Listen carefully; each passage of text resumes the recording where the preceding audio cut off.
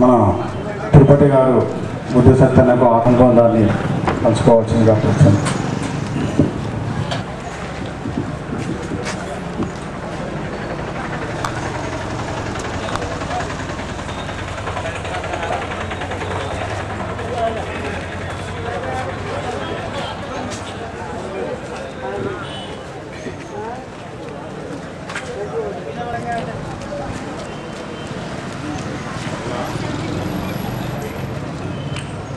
ఎన్నో ప్రాంతాల నుండి ఇవాళ పెద్దపల్లి ఎంపీ గారైనటువంటి వివేకానంద గారు ఇప్పుడు సెంటినరీ కాలనీలో వచ్చినప్పటి నుంచి నాకు దాదాపు 10-12 సంవత్సరాల నుంచి పరిచయం ఉండేది. మరి సత్యన్న గారు నేను తెలుగుదేశం ఉన్నప్పుడు కూడా అతను ఏఎఫ్టీలు ఉండేది గతంలో, టీఆర్ఎస్ కన్నా ముందు. అప్పుడున్నప్పుడు నాకు పరిచయం, ఎందుకంటే మా పక్కకు చంద్రయ్య సార్ ఉండేది, వాళ్ళ ఇంటి కూడా కిరాయికి క్వార్టర్లలో. మరి అక్క వాళ్ళు కూడా మా ఇంటికి వాళ్ళ సార్ ఇంటికి వచ్చేది. మరి సత్యన్న అసలు అందరినీ పార్టీలకు అతీతంగా కలుపుకపోయి మనస్తత్వం, ఎవరినైనా తోపండిపోతాడు, అందరినీ పిలిచి పలకరించి ముందుకు నడిచేవాడు.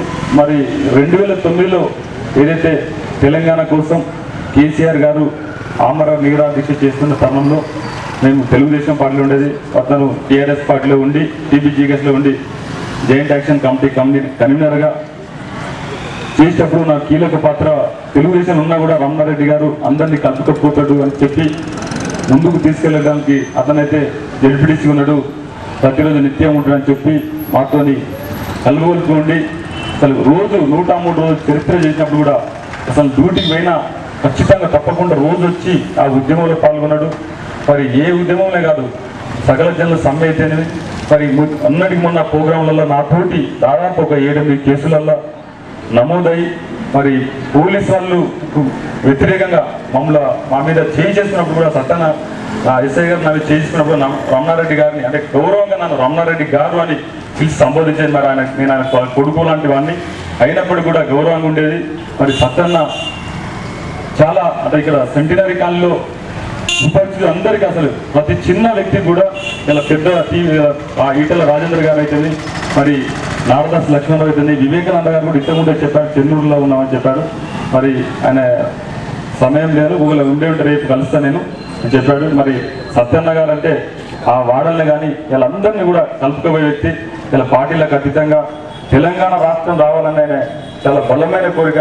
నేను రిటైర్డ్ అయినా కూడా రమణారెడ్డి గారు మీరు కలవచ్చల్లో మీరు భూమి చూడండి, నేను ఇక్కడే, నాకు అన్నకుండా ఉన్నా కూడా నేను ఇక్కడే మీతోని అనుబంధం ఉంది, 20 సంవత్సరాల నుండి నేను ఇక్కడే ఉంటాను మన ఉండేది. మరి అదే దేవశ్రీ గారితో రోజు నిత్యం ఆయనతో నీ ఊళ్ళే ఉంటున్నాయా నీకు అని జోక్గా దానితో రోజు ఉండి నీ కలవచ్చల్లే నేను భూమి తీసుకొని ఇక్కడే ఉంటా అని రోజు నిత్యం, ఎందుకంటే బాగా అనుబంధం ఉండేది మల్లయ్య గారితో, మా కేగల్ మన రేవుల మల్లన్నతో కానీ సీట్తో కానీ, అదేవిధంగా మన బీజేపీ సీన్ అయితే, అదేవిధంగా ఆసం తిరుపతి భాస్కరు, ఎక్కడ జరిగిన మన ఆకుల వెంకన్న, మేమందరం రోజు నిత్యం రోజు చేసినప్పుడు అందరిని పిలిచి పలకరించి పార్టీలో పక్క పెట్టి మనం ఉద్యమం కోసం పనిచేయాలి. మరి ఉద్యమం కోసం పనిచేసే తెలంగాణ వచ్చింది, కానీ ఆయన ఇంకా మొన్న కూడా మేము ఆ రోజు వచ్చిన తర్వాత కూడా మనం ఖచ్చితంగా పార్లమెంట్ బిల్ వచ్చిన తర్వాత మనం పెద్ద ఎత్తున ర్యాలీ తీద్దాం, గల్లీలలో తిరుగుదాం అని ఎంతో హుందాగా చెప్పినటువంటి వ్యక్తి అలా మన ముందులో లేకపోవడం బాధాకరం. మరి సత్యన్న గారి ఆశయ సాధన కోసం మరి టీబీజీకేస్కి అయితే అసలు వెన్నెముక లాంటి వ్యక్తి, ఆర్జీపీలో గెలుపుకు బాటలు వేసిన వ్యక్తిలో అసలు నేను మొదటగా అనిపిస్తున్నా.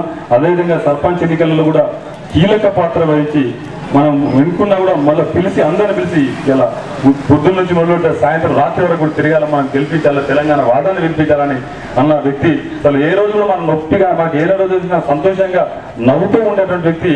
ఇలా రాత్రి 3 గంటలకు ఉన్నప్పుడు సామాన్య గారు నాకు ఫోన్ చేసి, రమణన్న ఇట్లా జరిగిందని 5 గంటలకు ఫోన్ చేయగానే నేను తొందరగా తయారైతాను, మళ్ళీ హాఫ్ అన్ అవర్ లోపలనే చనిపోయిందని చెప్పడం వార్త బాధాకరంగా ఇస్తున్నా. మరి బుద్ధ సత్యనారాయణ గారి భవనం ప్రారంభించారు. మరి అదేవిధంగా మనం టీబీజీకేస్ ఆధ్వర్యంలో ఇక్కడ ఏదైనా కళ్యాణ మండపం కట్టినప్పుడు కూడా ఆ భవనానికి సత్యనారాయణ గారి పేరు పెట్టాలని నేను నా వ్యక్తిగత అభిప్రాయం చెప్తా ఉన్నాను. ఖచ్చితంగా సత్యన్న గారు ఇలా టీబీజీకేస్ కాదు, టీఆర్ఎస్ పార్టీ కూడా తీరలుడు వారి కుటుంబ సభ్యులు కదా, నా వ్యక్తిగతంగా కూడా నాకు చెప్పాడు రమణారెడ్డి గారు, మీరు ఏది చేసినా కూడా మీకు విన్నట్టుంటే, ఎందుకంటే మీరు అందరినీ గౌరవిస్తారని నాకు ఎన్నో సందర్భంలో చెప్పిన వ్యక్తి. మరి అలాంటి వ్యక్తి పోవడం బాధాకరం ఉంది. మరి వారి కుటుంబ సభ్యులకు, వారికి బంధుమిత్రులకు ఆ భగవంతుడు వెళ్ళ వారికి మనోధైర్యాన్ని కల్పించాలని కోరుకుంటున్నాను. తిరుపతి గారు కూడా వాళ్ళ కుటుంబానికి నమస్కారం.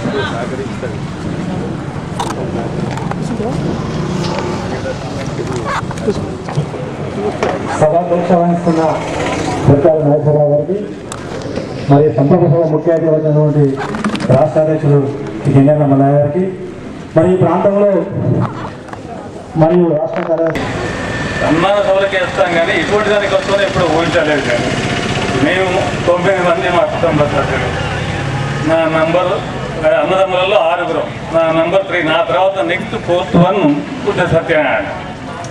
వాడు మా ఇంట్లో కూడా అందరికీ అన్యూన్యంగా ఉంటూ ఆధారభావం లెక్క మా ఇంట్లో ఉన్న 6 ఇప్పుడు మరీ హైట్గా ఉంటాడు.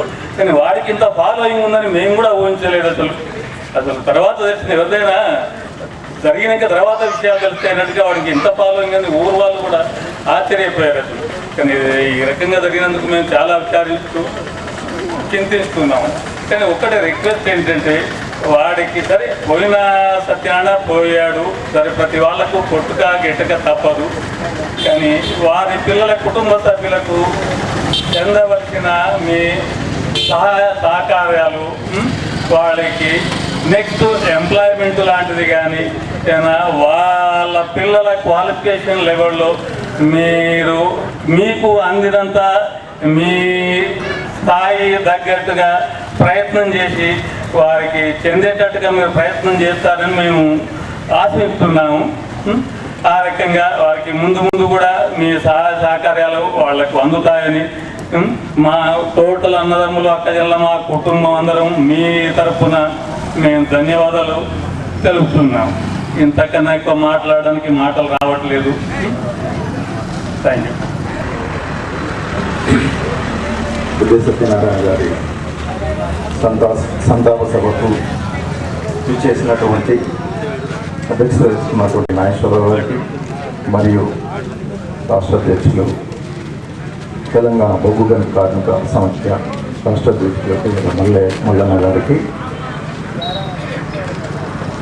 మరియు ఇక్కడ చేసినటువంటి వారి తోటి సత్యనారాయణ గారి తోటి అక్కలకి, మరియు వారి బంధుమిత్రులందరికీ నిజంగా మా కజిన్ సత్యనారాయణ గారు, వారు మా గ్రామం ఆరపల్లి, వరంగల్ పట్టణానికి ఆనుకొని ఉన్నటువంటి గ్రామము. వారు ములుగు రోడ్డు ఐటీఐలో విద్యాభ్యాసం చేసిన వ్యక్తి, అక్కడనే విప్లవ బీజాలు పోసుకున్నటువంటి వ్యక్తి. మరియు ఇక్కడ ఇంత కార్మిక సమాఖ్యను ఏకం చేసి ఇంత మా కుటుంబము, మా గ్రామం కూడా గర్వించదగ్గ స్థాయిలో ఇక్కడ వచ్చి ఇంత పెద్ద ఎత్తున వారు ఏర్పాటు చేసుకున్నారంటే వారికి ఉన్నటువంటి సంబంధాలు, వారి నిబద్ధతలు. ఆయన నిజానికి మాకు ఆ గ్రామానికి వచ్చినప్పుడు తక్కువ సమయాన్ని కేటాయించేది.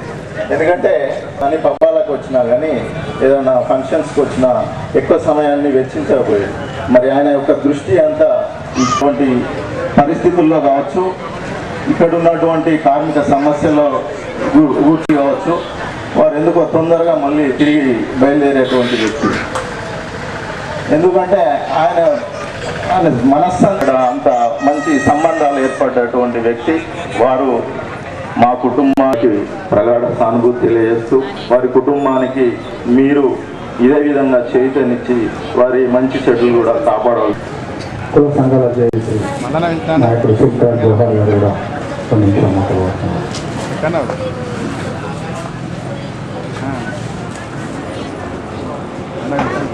పెద్దలు మల్లన్న గారికి, రెడ్డి గారికి, మరియు మేము స్టార్టింగ్లో వచ్చినప్పుడు మీ ముందు అతను ఒక్కటే సరే రత్నాపూర్కి వచ్చినాం. ఇక్కడ ఒకటి హోటల్ మాట్లాడుతూ వస్తుంది, హోటల్లో అక్కడే హోటల్ నాకు మాట్లాడి ఇవ్వడం జరిగింది. ఉంటే ఉండేవారు, నేను తెలుగుదేశం పార్టీలో ఉండేవారు. ఇట్లా ఇక్కడ మొదటి నుండి మేము వారికి